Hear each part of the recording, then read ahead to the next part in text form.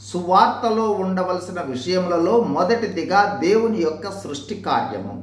మానవుడు దేవుని సృష్టి. దేవుడు తన స్వరూపమందు తన పోలికగా నరుని సృజించారు. తన స్వహస్తములతో నేల మంటితో నరుని నిర్మించి వాని నాసికారంధ్రములలో తన జీవవాయువును ఊదగా నరుడు జీవాత్మ అయ్యాడు. అతనికి ఆదామని పేరు పెట్టాడు దేవుడు. అతని కోసం ఏదెనులో ఒక తోట వేసి దానిలో ఉంచాడు. తరువాత ఆదాముతో ఈ తోటలో ఉన్నవన్నీ నిరభ్యంతరంగా తినవచ్చు, కానీ మంచి చెడ్డలనిచ్చు చెట్టు ఫలమునొక్కదానిని మాత్రం తినవద్దని ఆజ్ఞాపించారు దేవుడు.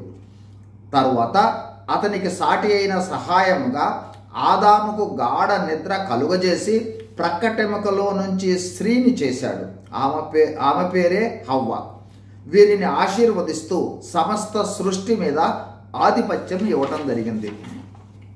ఆదాము హవ్వలు దేవుని రూపం, దేవుని పోలిక, దేవుని జీవవాయువులు గలవారు, పవిత్రులు. ప్రతి దినము దేవుడు ఏదేను వనములో వారి వద్దకు వచ్చి గడిపి వెళుతూ ఉండేవారు.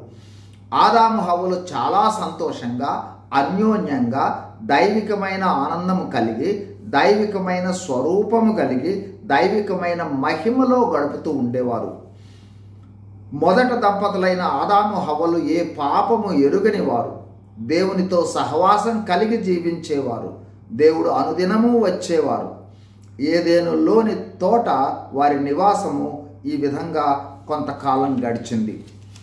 ఆదికాండము ప్రారంభ అధ్యాయమునకు పూర్వమే దేవుడు దూతలను సృష్టించినట్లు మనం వాక్యముల ద్వారా తెలుసుకొనగలము.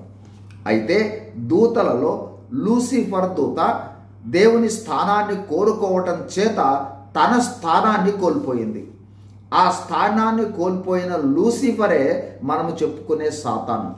అయితే లూసిఫర్ దేవుని సృష్టిని పతనం చేసేందుకు సర్పరూపంలో హవ్వను మోసం చేసి హవ్వ ద్వారా ఆదాము ఇద్దరు ఆజ్ఞాతిక్రమ పాపంలో పడిపోయేటట్లుగా చేశాడు.